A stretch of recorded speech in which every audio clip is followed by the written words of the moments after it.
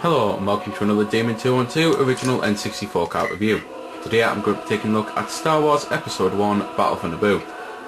So at the start you've got options in start game. The options, you've got things like elite officers, so that's view your medals. You've got passcodes because you can do cheats again. You've got standard game settings and the likes. For example, you can put auto roll on or crosshairs and stuff like that. You've got sound settings, so you can change volume of sound effects and stuff. You can also go into control settings and choose your controls. So that's pretty much that, and that's the options. In the start game, you've got standard 3 save files, and it's basically, this is, if you ever played Star Wars Rogue Squadron, it's a similar style of game. I can't say it's exactly the same style, because this one is mainly, kind of like driving missions with a few flying missions, whereas Rogue Squadron was only flying missions. There's 15 missions overall, with 3 extra to unlock. There's also quite a few crafter players, so for example you can play as a stack or an EAT, which is just that armoured something tank transport type thing. You can play as Naboo starfighters, you can play as Naboo battle cruiser type starfighters, which are just like bomber type things really. So quite a few ships for you to play as. And basically the whole point is, it's the same as Rogue Squadron, with the likes of you fly around shooting things. So you've got the radar on the top right corner, it constantly tells you where you need to go, and you just basically shoot and kill enemies, and you've got missiles and the likes, so you can use them. In the top left corner you've got your missile limits, you've got your air shield, and when you die it tells you how many lives you've got remaining. So there's quite a few upgrades on the game as well, hidden all over the place. Just basically, I believe on this one, the yellow boxes, they change them every time, but either way you'll know them when you see them, and they basically can give you advanced lasers, advanced missiles, advanced shields, stuff like that. So this is basically it. It's the whole point of the game. When you're in the cruiser, you've got very limited things to do, so you can't fly up around anywhere. Obviously you can just basically go left and right, and you can tilt it to point up or down a little bit.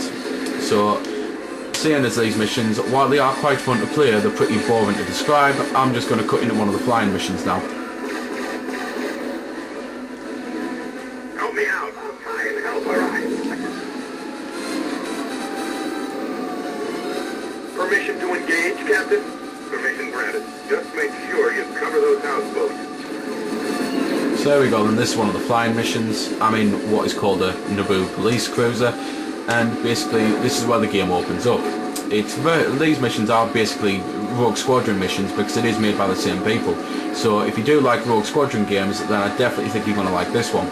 Because while the cruiser missions are different and they take a while to get used to, they still are quite fun.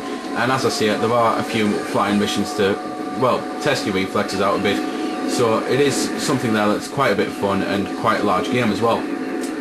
When you're in the cruiser you can do all sorts of different things and the likes. You can do into a roll mode, so you can spin around like this. You can just, to be fair, that's pretty much all the other things that you can do when you're in a cruiser rather than when you're in one of the land speeders and the likes. But even so, it's still pretty cool. So I don't really know what else is left to say. Graphically the game is pretty good looking. And as I say, 18 missions overall, so you're going to have a lot to do. And even though they all are pretty much just fly around shooting things, it's pretty fun flying around shooting things. So there we go then, that's been the review. I hope you've enjoyed it, or at least found it helpful. You might have noticed I didn't score the game. Well, that's because it's a matter of personal opinion, and yours may very well differ from my own. I'm just here to show you a bit about the game. If you like it or not, well, that's up to you. If you don't like it, or you do like it, feel free to comment. Also, if I haven't answered any of your questions that you may have had, I might have forgot something, or it might just be something obscure. Again, feel free to comment, ask, always willing to help out. Otherwise, if you don't like commenting on YouTube, head over to www.vc-forums.com, where you can chat with me and a bunch of other lads who love the VC, the WiiWare, and hell, even a lot of other systems. We cater to pretty much everything.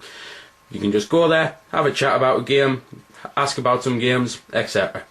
So until next time, this has been Demon 212, signing off.